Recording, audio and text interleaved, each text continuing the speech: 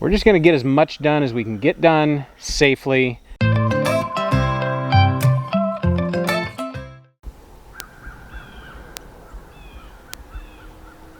It's hard to tell looking at the wood line how bad it actually is in there. See that one right there? And I can tell just because I see it every day. We're not used to having that much sky up in there. Good morning, beautiful people. There's a nice, cool, crisp fall morning, so I guess I'll just get down to business. It is right at a month since Hurricane Helene came through and really did a lot of damage in our part of the country. Our particular area, we didn't get the mudslide and the water damage from all the rain. We're kind of in a weird, I don't know, we're up on a hill, so the water wasn't as bad here. Up in the mountains was a different story, but we did get the wind. We had hurricane force winds come through here, and the tree damage around here has been incredible. I've never seen anything like it in my life. So there's lots of stuff like this that I'm going to take care of today. I will say, I have not been in our acre of woods. I think it was the 3-week mark since the hurricane. I had not ventured in here. I knew that there was trees down because there's a power line cut, is what we call it, through these woods. This is just a 1 acre parcel of woods that we recently acquired, and there was a lot of our trees that actually fell on the power lines when that storm had happened. I'll kind of show you guys what's going on in here. We would like to have access in here again. We've kind of lost a little bit of access, not that we're in here that often, but I'd like to put the pigs in here, and it ain't gonna happen in the state it's in. I came in here the other day and just kind of started messing around a little bit, but we actually haven't spent that much time here. We've been elsewhere helping friends and neighbors, cleaning up trees, cleaning up just mess. Like, it's just a mess. Everything is just trashed. All the trees down. I have a neighbor that probably had over 100 trees come down right around his house. He's in the middle of woods, so that was quite a job. All right, so I've got areas like this. I don't know if the camera will even do it justice. This is looking up the hill. You can see that one I already cut. I mean, it's a jumbled mess. That one snapped right off. Big old pine tree. Here's one. That's the power lines. I don't know if you can even see them. They're coming through right there. That was one of the trees that fell on the power lines. The power line guys came through and took care of it. But it's the rest of this stuff that I got to deal with. I mean, look in there. Look in there. Like, for real. It is a jumbled, horrible mess. I couldn't get the tractor in here if my life depended on it. Like, it's insane. I'm gonna get in here today and I'm gonna start opening it up. The snags, there's a couple snags in here that I don't even know if I can get to. So I'm gonna start the process, probably me and the boys. I know that when I'm taking down the snagged ones, I'll have them at a safe distance. It's kind of nice having young men at my disposal. You know, they're all driving, all but one of them are driving now, all the boys. So it's kind of nice to have nearly grown men at my disposal. So once we get everything on the ground, then we can bucket up. Some of it I could save for saw logs if I could get it out of here, but I don't really feel like dragging whole logs out of here, so we might just bucket up and just pile it up and we'll make firewood out of it. There is so much firewood to be had. There is no way it is all going to get burned before it rots. That's the amount of trees we have down. So before I get started, I'm actually going to get the drone in the air and get a few shots before I start, see how it looks from the air. I kind of flew over a little bit right when all this happened, but we had a thunderstorm come through this weekend. We haven't had any rain since the hurricane. Right at a month, we finally had a thunderstorm. Dropped about a ½ inch, and we had a lot of wind with it. I guess I'll walk all the way down there and show you why dealing with this stuff has kind of jumped to the top of the list. This is kind of on the other end. You can kind of see our stuff through there. That's the dugout. I've got a couple pine trees, big pine trees. These are probably the biggest pine trees in this whole 1 acre, and they're both compromised. I don't know if you can tell, but that root ball is starting to pull up. This big old pine tree is actually hung up on that huge double tulip poplar. And I mean, it's a snag with a snag with a snag. There's a snag, there's a snag. I mean, it's just carnage in here. So these are going, these kind of worry me. That one was actually leaned over with this one, and we had that thunderstorm, and this one started leaning the other way. That's no bueno, because I've taken down a tree in here before that was the same height as that, and it reaches all the way to that road that runs by the barn. That guy's got to come down. That guy's got to come down. There's a whole bunch of them. Really, more than I know what to do with. Like I said, more firewood than I need. I'm gonna get in here, grab my chainsaw, and just go to town. That's all we can do. It's like eating an elephant.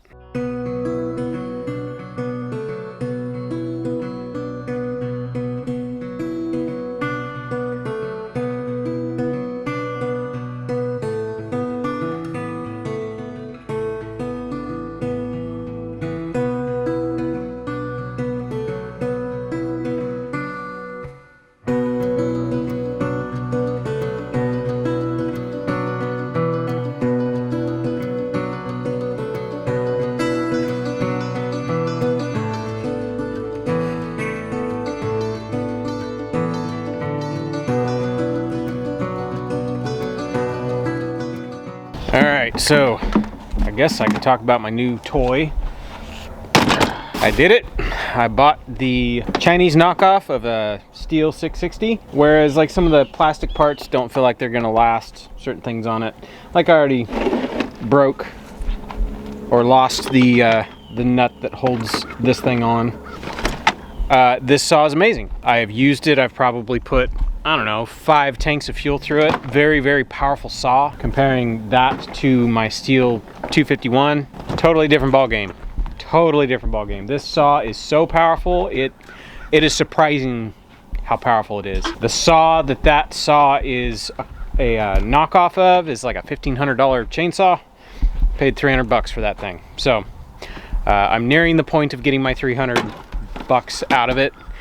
Just in the amount of trees that I've been able to cut up. My only complaint is it's really heavy. I like my 251, only weighs, I don't know, 8 pounds or something like that. It's pretty light, really easy to carry around the woods, whereas this thing is like, it's like carrying around a brick. I think we're gonna start on this side since it's more open on this side. I can at least drop that one coming this way, and then I can get to it with the tractor and the grapple, and we can get it bucked up and dealt with fairly quick. The only problem is I'm gonna run out of places to stash brush before we chip it. Yeah, eeny, meeny, miny, mo. Which side do we start on? I think I'm starting on this side.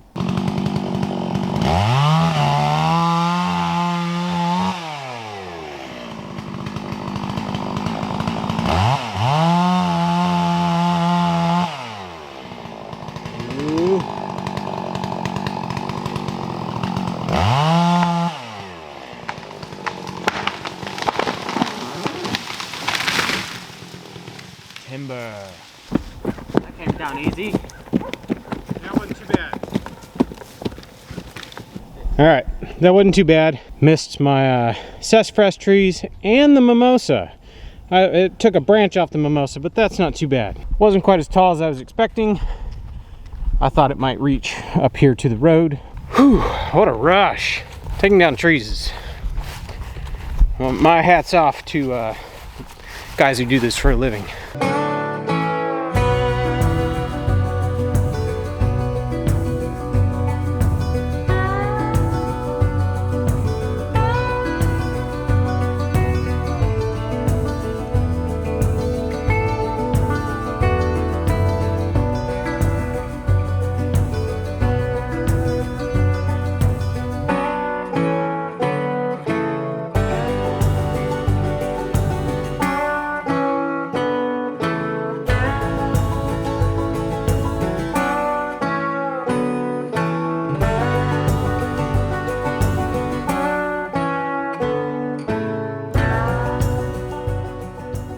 All right, so game plan.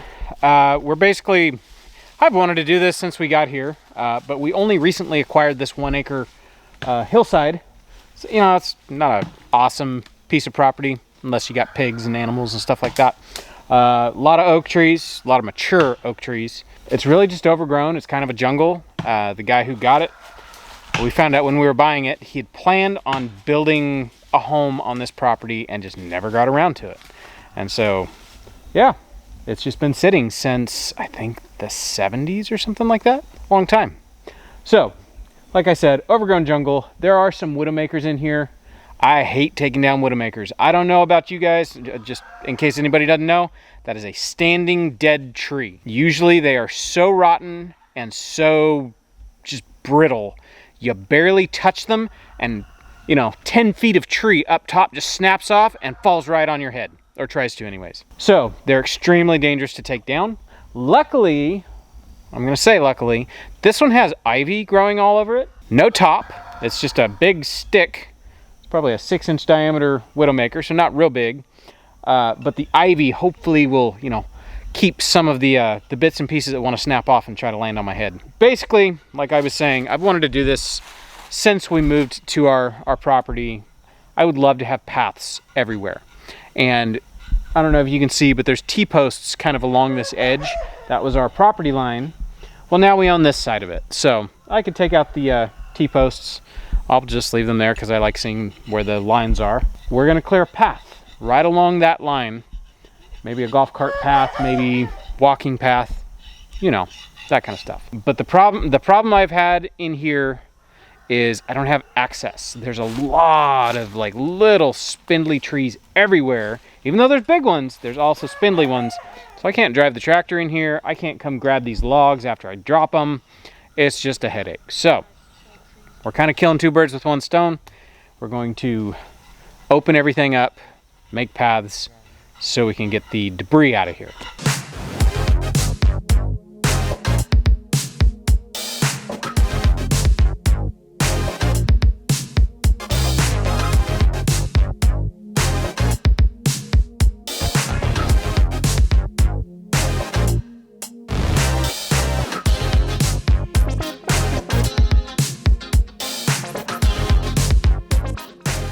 Man, that did get pretty close to the camera. That was within like, camera was sitting right here. 2 feet? No, that was like 4 or 5 feet. That was pretty close. All right, we are gonna go take lunch. I will probably sharpen a chainsaw. That widowmaker right there was full of dirt because of termites. So, wrecked my chainsaw chain. So, we'll get all these bucked up and out of here. I don't think this is gonna be a 1-day cleanup type of video. This is gonna take me more than a couple days. So we're just gonna get as much done as we can get done safely, and that's all we can do. All right, that was a good lunch. We're coming, like bringing everything inside, and I went to bring this golf cart up the hill, and this hill right here coming up to the barn. Golf cart made a funny noise this morning when I was doing chores. I was climbing a hill and it kind of sounded like, I don't know, like gears slipping. As far as I know, the only place there's gears is in the differential. Yeah, let me show you what this thing's doing. Yep, not supposed to make that noise. It's not even making a grinding noise anymore. Guess I'll add that to the list of things to do. All right, before we get back to work, I gotta sharpen a chainsaw real quick. Please pardon the absolute mess that it is down here in the barn while I sharpen this chainsaw up.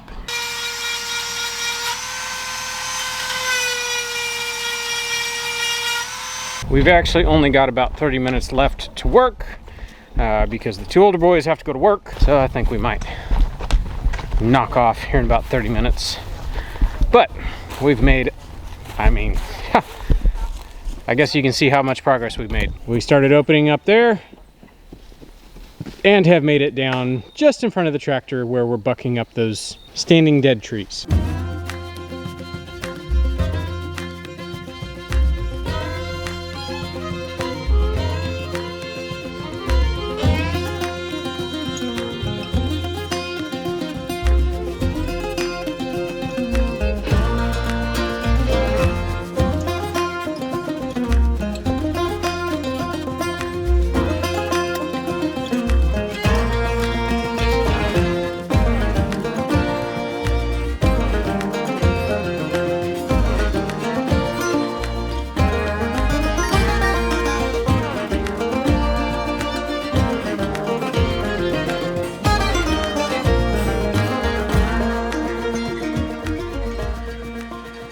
All right, that does it for this afternoon.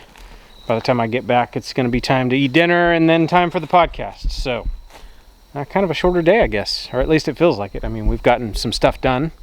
There's a lot more little stumps in here than there were a couple hours ago, so I'm happy. So we've taken down one snag, made it to the next snag, which as soon as we get that out of the way, that'll get to that down tree that's right there. And yeah, it's going to be a job. All right, I will be back later. Yeah, you stuff some cheese. Come on. And then bacon. Let's go harass mama. All right, it is that time of the afternoon, evening, if you will. What you got for dinner tonight, lady? I am going to do a Mexican casserole, which is just ground pork and beans and rice and onions and tomato sauce and stuff like that. Smells amazing. Yeah, so I'll sandwich it between tortillas with cheese and stuff. But I'm also doing jalapeno poppers because I processed the last of our jalapenos today. Jalapeno, it's over. I don't have them looming over my head anymore. But I was like, oh, these are the last of the jalapenos, and we have not had jalapenos or poppers at all this year. So we're making it happen right now. All right. Since we have fresh bacon and whatnot. So I'm going to stuff these with cream cheese, and then I have some pepper jack cheese that I'll cut little slivers and stick them in here, wrap them in bacon, and then cook those with dinner tonight.